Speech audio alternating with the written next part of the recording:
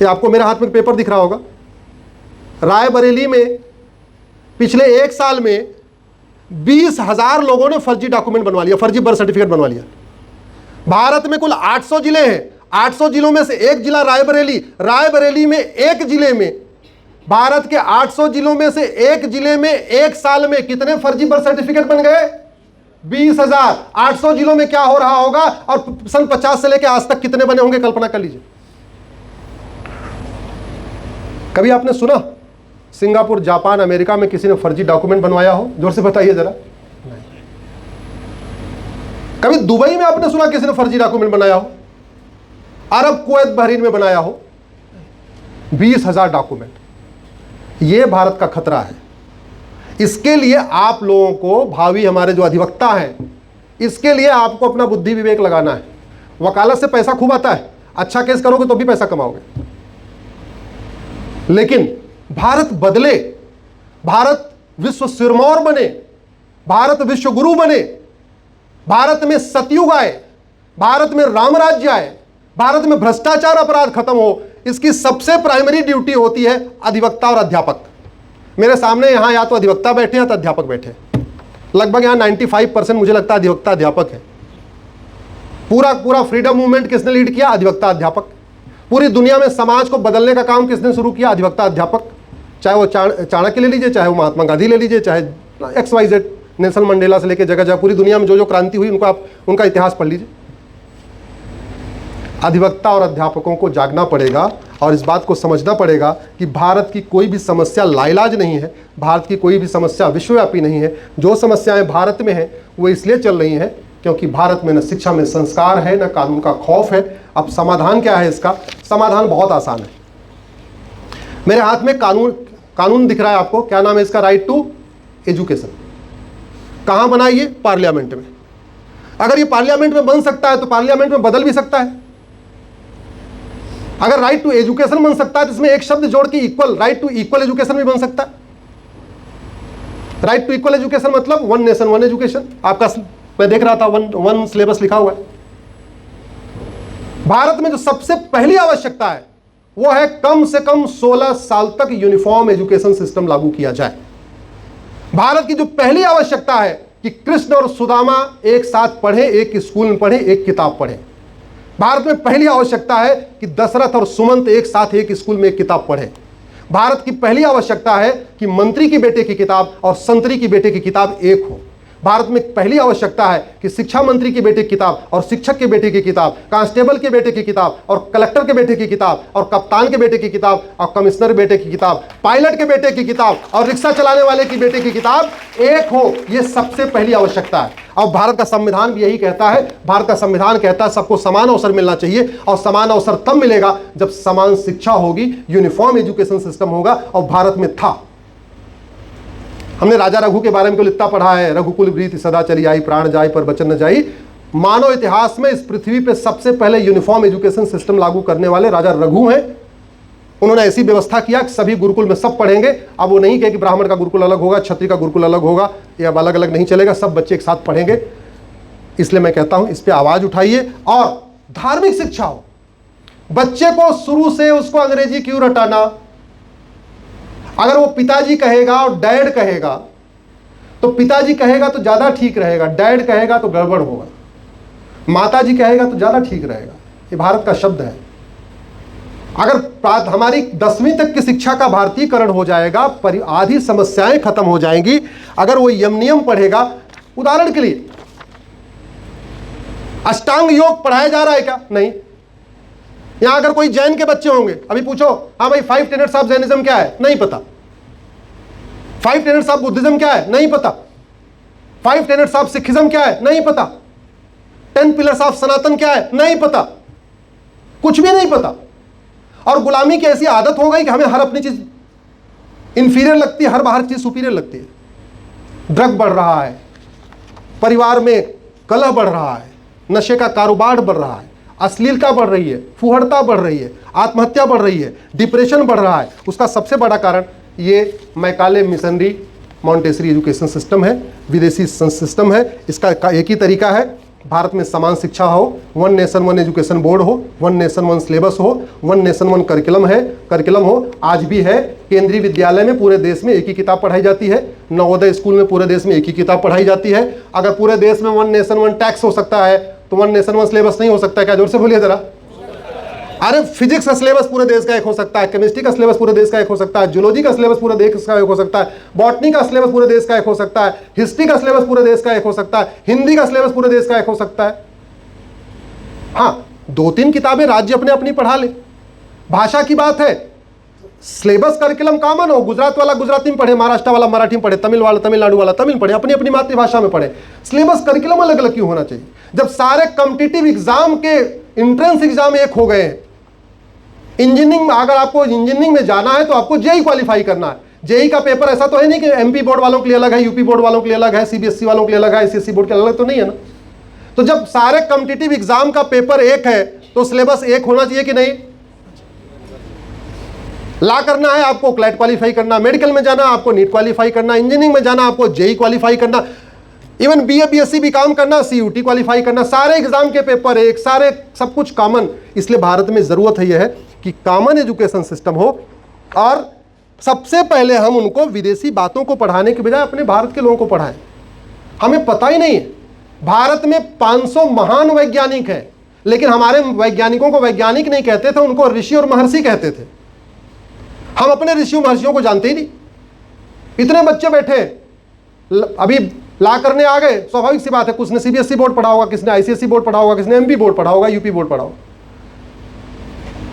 महर्षि अंगिरा को पढ़ा किसने? जरा जोर से बताइए जरा। ये बहुत बड़े वैज्ञानिक थे। महर्षि याज्ञवल्क्य, महर्षि अक्षपाद, महर्षि अगस्त, महर्षि लोमस, महर्षि अग्निवेश, महर्षि वशिष्ठ, महर्षि अजातशत्रु, वात्स्यायन, अत्रि, वामदेव, अष्टावक्र, वाल्मीकि, आत्रेय, विश्रवा, कर्ण, कपिल, व्यास, कश्यप। इसमें कोई भौतिक शास्त्री था, कोई रसायन शास्त्री था, कोई ज्योतिष शास्त्री था, सब कोई न कोई किसी न किसी फील्ड के वैज्ञानिक थे, तभी उनको महर्षि कहते थे। जैसे आज की डेट में हमारे यहाँ प्रोफेसर, रीडर, कुलगुरु, कुलपति ऐसे शब्द चलते हैं ना, ऐसे पहले शब्द था ऋषि, फिर प्रमोट हुआ तो महर्षि। ये उस समय की परंपरा रही। महर्षि गोभिला, महर्षि जापाल, महर्षि गौड़पाद, महर्षि सुतीर्थ, महर्षि च्यवन, महर्षि सुमंत, महर्षि जमदग्नि। अच्छा एक बताइए, सतना में कौन से ऋषि रहते थे? हाँ, ताली बजाइए जरा। वो मेरे सामने महर्षि सुतीक्षण का नाम आया था, मुझे ध्यान आया। सतना में रहते और महर्षि सुतीक्षण के बारे में पढ़ाई नहीं, जानते ही नहीं है। ये हमारा मैकाले एजुकेशन सिस्टम है। जबलपुर में रहते हैं, महर्षि जाबाली के बारे में पढ़ाई नहीं। प्रयाग में रहते हैं, महर्षि भारद्वाज के बारे में पढ़ाई नहीं। हरियाणा में रहते हैं, महर्षि कश्यप के बारे में पढ़ाई नहीं। ये हमारा एजुकेशन सिस्टम हो गया। महर्षि पतंजलि को पढ़ाई नहीं, महर्षि चरक को पढ़ाई नहीं, महर्षि सुश्रुत को पढ़ा नहीं, महर्षि वाग्भट को पढ़ा नहीं, महर्षि सारंगधर को पढ़ा नहीं, महर्षि भाव प्रकाश को पढ़ाई नहीं। ये जो मैं नाम ले रहा हूं, ये बहुत बड़े फिजिशियन और सर्जन हुआ करते थे। मैंने एक पीआईएल फाइल किया आनंद जी, अभी कोर्ट में चल रहा है मैटर, कि जैसे इंजीनियरिंग में फर्स्ट ईयर कॉमन होता है। इंजीनियरिंग आप सिविल से करो, मैकेनिकल से करो, केमिकल से करो, किसी से करो, फर्स्ट ईयर कॉमन होता है। एमबीए आप एचआर से करो, मार्केटिंग से करो, फाइनेंस से करो, फर्स्ट ईयर आपका कॉमन होता है। ला आप बाद में किसी फील्ड में जाओ, फर्स्ट ईयर आपका कॉमन है। फिर मेडिकल का फर्स्ट ईयर कॉमन क्यों नहीं होना चाहिए? होना चाहिए कि नहीं होना चाहिए? चाइना में मेडिकल का फर्स्ट ईयर पूरा कॉमन है और फर्स्ट ईयर में वो चाइनीज ट्रेडिशनल मेडिसिन सिस्टम पढ़ा रहे हैं। और हमारे पास महर्षि चरक, महर्षि सुश्रुत, महर्षि वाग्भट, महर्षि सारंगधर, महर्षि भाव प्रकाश, एक से बढ़कर एक फिजिशियन सर्जन बैठे हुए हैं। उनकी किताबें हैं, सारी बीमारियों का नाम लिखा हुआ है, हम पढ़ाते ही नहीं। इसलिए मैंने पीआईएल फाइल किया कि कम से कम वो एलोपैथी का डॉक्टर बने, आर्थोपेडिक का बने, दांतों का बने, आंख कान नाक जिसका बनना हो बने, फर्स्ट ईयर उसका कॉमन करके उसको भारतीय चिकित्सा पद्धति पढ़ाइए। चरक, सुश्रुत, वाग्भट, माधवकर, भाव प्रकाश को पढ़ाइए, तब जाके वो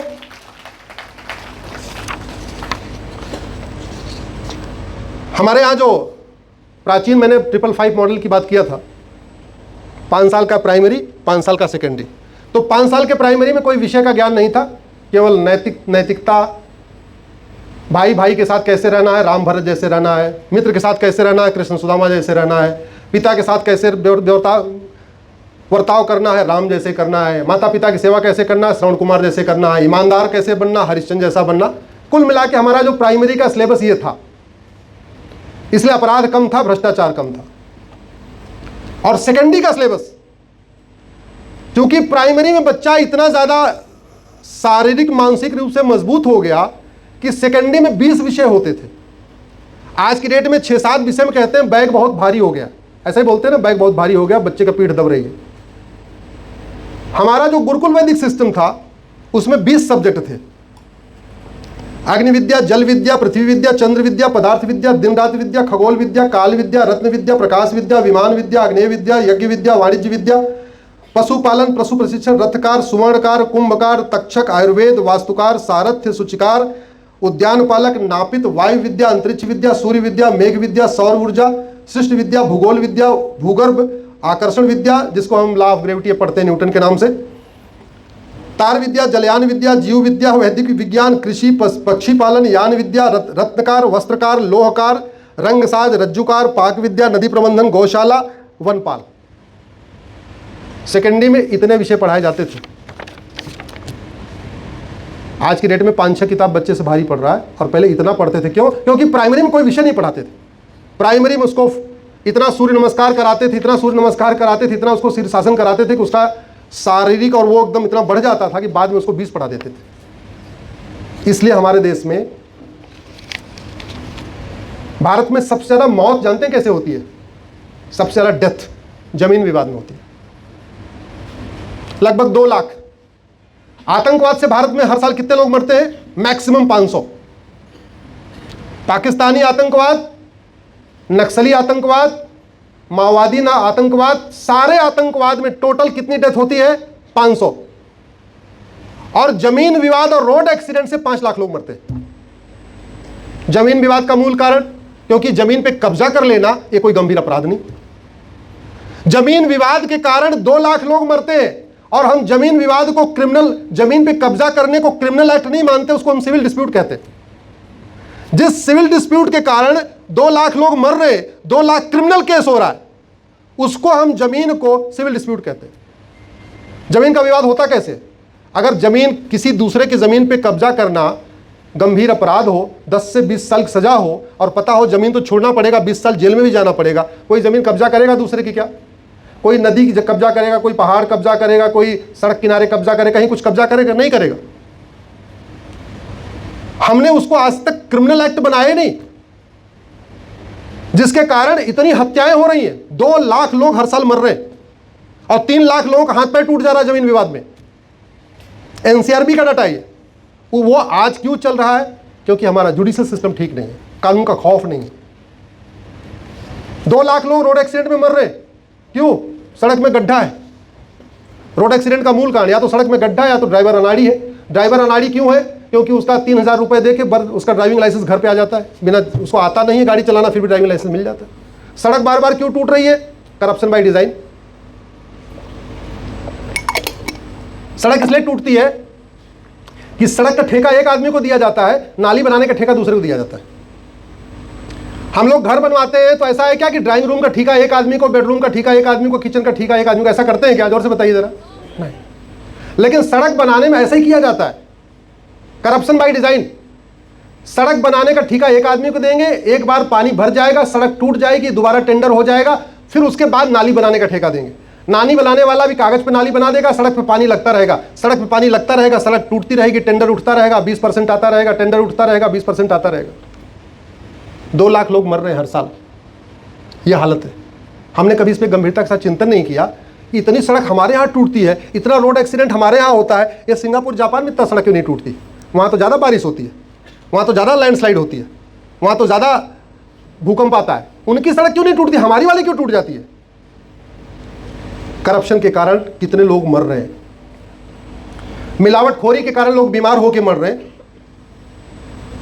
ड्रग स्मगलिंग के कारण लोग मर रहे हैं, थाने के भ्रष्टाचार के कारण लोग आत्महत्या कर रहे हैं, तहसील के भ्रष्टाचार के कारण लोग आत्महत्या कर रहे हैं। थाना जिसको प्राथमिक सुरक्षा केंद्र होना चाहिए वो प्राथमिक दलाली केंद्र बन चुका है। तहसील जिसको प्राथमिक न्याय केंद्र होना चाहिए, प्राथमिक फर्जीवाड़ा केंद्र बन चुका है। जमीन आपकी, आपको पता ही नहीं रहेगा आपकी जमीन कोई और जाके बेच के आ जाएगा। ये चल रहा है। क्यों? क्योंकि जो जमीन का अपराध है वो क्रिमिनल एक्ट, क्रिमिनल ऑफेंस नहीं, वो सिविल डिस्प्यूट माना जाता है। पटवारी से परेशान होकर लोग आत्महत्या कर रहे हैं, लेखपाल से परेशान होकर लोग आत्महत्या कर रहे हैं, पेशकार तहसीलदार से लोग परेशान होकर आत्महत्या कर रहे हैं। समाधान यही है, शिक्षा में संस्कार हो, कानून का खौफ हो, इसके अलावा और कोई तरीका नहीं। शिक्षा में संस्कार, मैं पहले से कह चुका, मुगलों के मदरसों से शिक्षा में संस्कार कभी नहीं आ सकता। अंग्रेजों के Macaulay, missionary, Montessori education system से शिक्षा में संस्कार कभी नहीं आएगा। शिक्षा में संस्कार आएगा केवल और केवल हमारे वैदिक गुरुकुल एजुकेशन सिस्टम के कारण। और मैंने व्यक्तिगत रूप से जापान का प्राइमरी और जूनियर का पूरा सिलेबस देखा। जापान का पूरा प्राइमरी और एजुकेशन सिलेबस हमारा वैदिक एजुकेशन सिस्टम है। हमारे कॉपी मार दिया उन्होंने, हमारा एजुकेशन सिस्टम उन्होंने ले लिया। नतीजा क्या है? न जापान में कोई जासूस पैदा हो रहा है, न कोई गद्दार पैदा हो रहा है, न कोई कामचोर पैदा हो रहा है, न कोई हरामखोर पैदा हो रहा है। सब अपने अपने कर्तव्य का पालन कर रहे हैं। सब नर करई परस्पर प्रीति, चले स्वधर्म निरसुर नीति। ये कहा गया था भारत के लिए और हो रहा है जापान में। अल्प मृत्यु नहीं कौनो पीरा, सब सुंदर सब बिरु शरीरा, कहा गया था भारत के लिए और सफल हो रहा है सिंगापुर जापान में। जो राम राज्य का वर्णन हमारे सुंदरकांड में है, वास्तव में राम राज्य उधर चल रहा है, इधर नहीं चल रहा है। क्यों? न शिक्षा में संस्कार है, न कानून का खौफ है। अब कानून का खौफ कैसे पैदा होगा, इसको समझिए।